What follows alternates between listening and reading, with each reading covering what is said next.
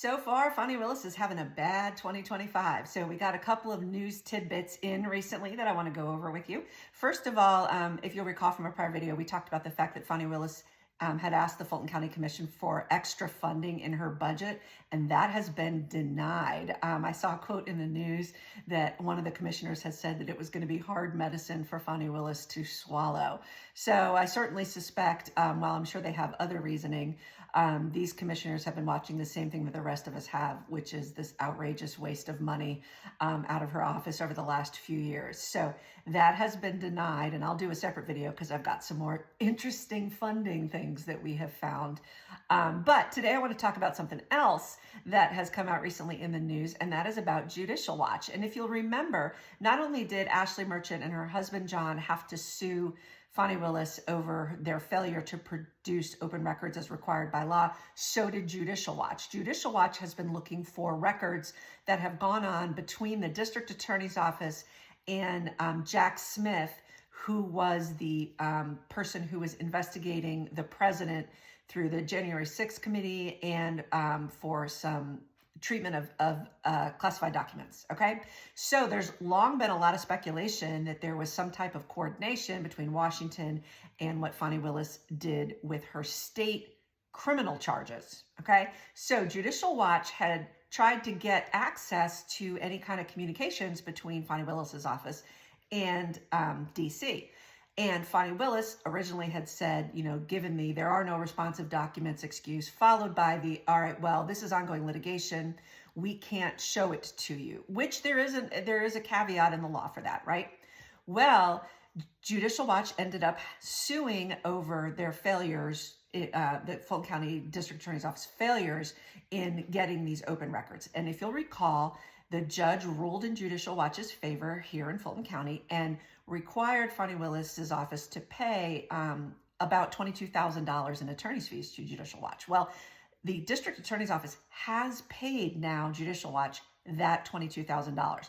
I don't know what fund that $22,000 came out of. I certainly am interested if anybody happens to know that. And that's something I'm sure we'll be looking into in the future. But what Judicial Watch said was, hey, look, we still don't have the documents. And so what Judicial Watch is now asking that Fulton County judge to do is one of two things, because we just can't take Fani Willis's word for, oh, this is attorney-client privilege, you can't see it. They want someone else to see whether that's actually true or not. So Judicial Watch is saying either do what's called an in-camera inspection, and it doesn't really have anything to do with the camera. In-camera just means, look, the judge can look through this stuff. We don't have to see it first. Let the judge go through all of the stuff that she's claiming is attorney-client privilege and tell us, is it really, and can it be redacted, meaning, edited in some way so we can see what we deserve to see. So that's option number one. Option number two, which I love, is to appoint what's called a special master, which is somebody who goes in independently and digs through everything in the DA's office to find what they believe would be responsive and determine whether or not it really is privilege. So Fani Willis does not want somebody going through her stuff. She filed a response saying it would be intrusive and all this other stuff. I would love it if they appointed a special master. Number one, because it's less work for a judge who's already super busy. And number two, we get an independent person with eyeballs inside the DA's office to see what kind of stuff she's trying to keep out of the public's hands, basically. So, but there's more. So we know that Judicial Watch has been going after this information through Fani Willis's office, but at the same time, they've also, through FOIA, the Freedom of Information Act, been trying to get it from the DOJ. They've been going at it from both sides, saying, we want to see this information.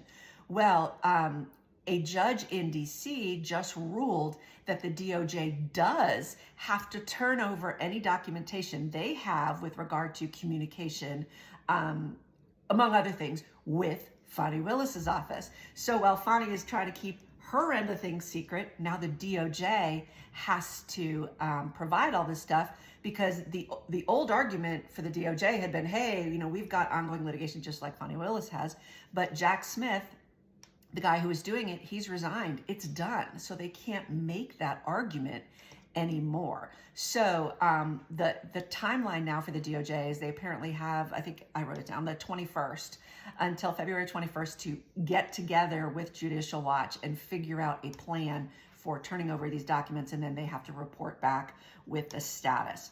So it is going to be really interesting to see if we end up getting eyeballs on this documentation through the DOJ while we're still, waiting to see if it'll come out of the district attorney's office.